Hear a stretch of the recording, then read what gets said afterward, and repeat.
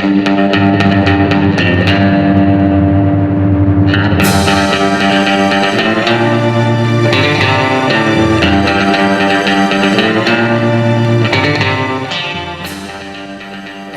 welcome to SciFi MineCart, the show in which we dig up sci-fi shows that no longer get, or have never gotten the attention they deserve, and attempt to bring them back into the light. This episode...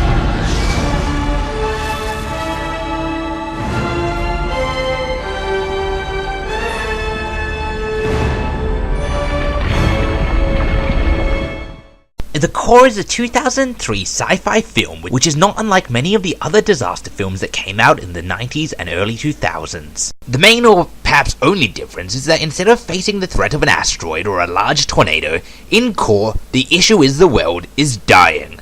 This death is not due to anything Al Gore predicted, but instead due to the core of the Earth stopping spinning. Through spinning, the core of the Earth generates an electromagnetic field that science. In the end, all that you need to know is that they have to go to the center of the Earth and start the core spinning again, or bad stuff will continue to happen, like birds going crazy as if they just saw an Alfred Hitchcock movie. So, much of the film is actually subterranean. You're following the crew of this subterranean drill vehicle, which is like a giant metal earthworm. Because much of this film takes place within the cramped confines of the vehicle, and because of the otherworldly look of the inside of our world, this film actually feels a lot like a space movie, which is perhaps why they got 2 astronauts to control the earthworm. The graphics in the film are a little bit dated, or perhaps they were never actually very good. Even for 2003, some of these effects look a bit off. But that said, for the most part, it doesn't do enough to take away from the film. You can still see what's going on, and even though the occasional lapses are a little bit distracting, for the most part it gets its job done quite well. Not surprisingly, for a film that mainly centers around a small cramped compartment with crew members in it, the most important thing in this film is the crew.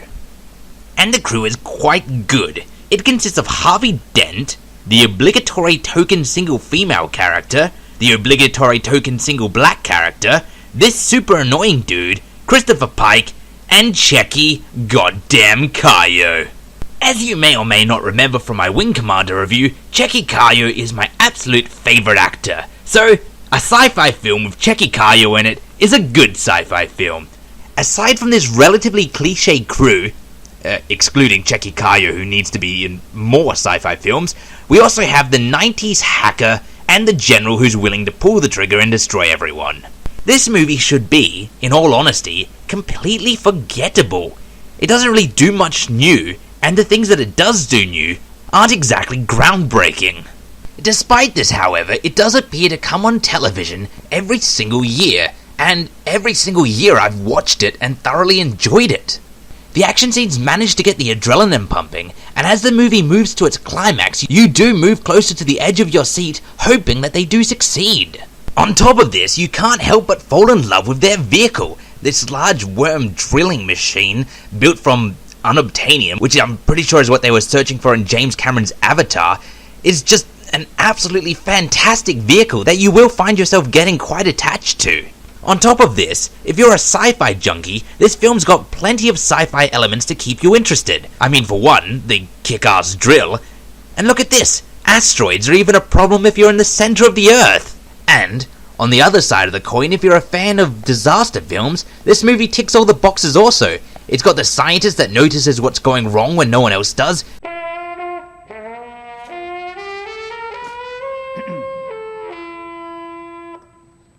It's got national landmarks blowing up. It's got semi-science, or possibly real science. I'm not a scientist, I don't know how accurate the film is.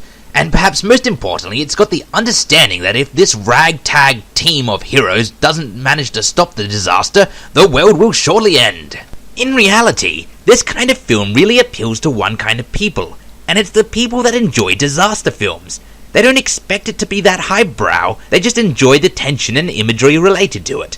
So, I guess in the end, if you enjoy Armageddon, Twister, The Day After Tomorrow, Asteroid, Meteor Storm, Deep Impact, 2012, or any of those other films that are all pretty much the same, you're going to also enjoy The Core. And personally, I enjoyed it more than any of those films.